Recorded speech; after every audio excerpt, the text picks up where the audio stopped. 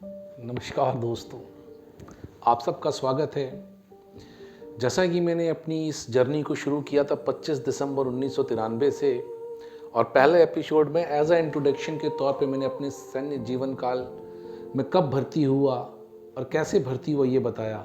आज मैं अपने इस सैन्य जीवन के किस्से कहानियों के पिटारे से एक बड़ा ही रोमांचक कर देने वाला दूसरा किस्सा सुनाता हूँ। अब मेरी जर्नी आगे बढ़ी। 25 दिसंबर 1993 के बाद अगला दिन आया 26 दिसंबर 1993, और 26 दिसंबर 1993 का वो रात आई जिस दिन हमारी 3 लोगों की, मेरे मित्र थे, उनके साथ नाइट ड्यूटी लगी। सैन्य जीवन में आमतौर पे एक सैनिक होने के नाते हम लोग को नाइट ड्यूटी करनी पड़ती है, और मेरे साथ भी वो घटना घटी। 1993 26 दिसंबर और रात्रि का पहर, और मेरी ड्यूटी शुरू हुई सेकंड शिफ्ट रात को 2 से 4 के बीच। वो वेपन ट्रेनिंग का हमारा इलाका हुआ करता था, सुनसान, केवल गुनी चुनी कुछ आवाज़ें सुनने को मिलती थी, जैसे सियार के रोने की, झिंगुर के चिचड़ाने की। खैर, ड्यूटी शुरू हुई। अब बड़ा सा डर का माहौल, बड़ा सा भय का माहौल। यार कैसे 2 बज रहा है, और साथ देने के लिए सिर्फ 2 ही चीज़ें जो मेरा साथ दे रही थी। वो पहली चीज़ थी मेरे हाथ में एक टॉर्च और एक हाथ में एक डंडा, और वो सर्द हवा 26 दिसंबर, वो ठंड ऐसी लग रही जैसे शरीर को चीर देगी।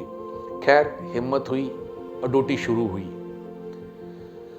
डर भी था कि कैसा हो रहा माहौल, क्या चल रहा है, कैसे होगा, कैसे ये 2 घंटे कटेंगे।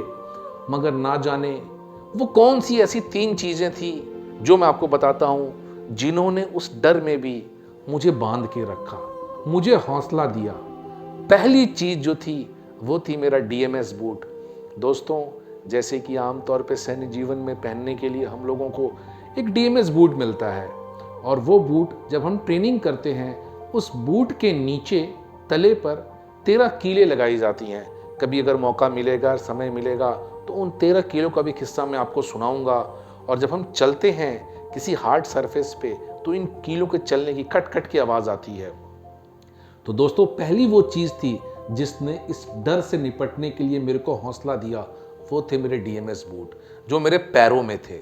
उन पैरों में बंधे हुए डीएमएस बूटों ने और उस बूट में लगे हुए उन 13 कीलों ने मुझे हौसला दिया कि बोला, हम भी तुम्हारे साथ हैं और इस डर के माहौल से ऊपर निकलो। और दूसरी चीज़ जिसने मुझे उस डर में बांधे रखा और मुझे जकड़े रखा, वो थी मेरे कमर में बंधी हुई मेरी बेल्ट। वो बेल्ट कस के मेरे कमर में बंधी थी, जिसने मुझे ये हौसला दिया कि इस डर के आगे भी जीत है। हम तुमसे बंधे हैं और हम तुमको इस डर के आगे ले जाएंगे। और तीसरी चीज़ जो थी वो थी मेरे सर पे सजी हुई वो कॉम्बैट कैप, जिस कैप ने हौसला दिया कि तुम्हारे सर पे मेरा हाथ है और मैं तुम्हारे साथ हूँ, तो डर क्या चीज़ है। दोस्तों, खैर, सुन करके आप लोगों को बड़ा अचरज सा लगा होगा कि कैसा ये अनुभव बता रहा है कि 3 चीज़ों ने उस डर से हौसला पैदा कर दिया इसके मन में। दोस्तों, आप यकीन मानिए, जब एक सैनिक या एक सेना का जवान जब इन 3 चीज़ों को पहन करके और खड़ा हो जाता है, तो एक ऐसा हौसला उसकी ज़िंदगी में आ जाता है कि जिसे शायद आप समझ ना सको। और उन तीनों चीज़ों ने, मेरे पैरों में बंधे हुए बूट, मेरे कमर में बंधी हुई मेरी बेल्ट और मेरे सर पे वो जो कॉम्बैट कैप थी, इन तीनों ने ऐसा हौसला दिया कि वो 2 घंटे कब और कैसे कट गए मुझे भी नहीं पता चला। और वो 26 दिसंबर 1993 की रात थी, और जब मेरी आखिरी जर्नी ख़त्म हुई, जो कि 31 दिसंबर 2024 में ख़त्म हुई, और वो दिन था और आज का दिन है। आज भी जब मैं पैदल चलता हूँ या उन 3 चीज़ों को मिस करता हूँ, तो रियली दोस्तों ऐसा लगता है कि जैसे जीवन में खालीपन आ गया है। मगर खैर, जीवन है। एक कहावत भी है कि 1 सोल्जर इज़ ऑलवेज सोल्जर। अगर आप एक सैनिक हैं तो हमेशा एक सैनिक सिपाही ही रहता है। रैंक तो सिर्फ आते जाते हैं। सिपाही के बाद आदमी लांसनायक, नायक, हवलदार, नायब सूबेदार, सूबेदार मेजर बनता है।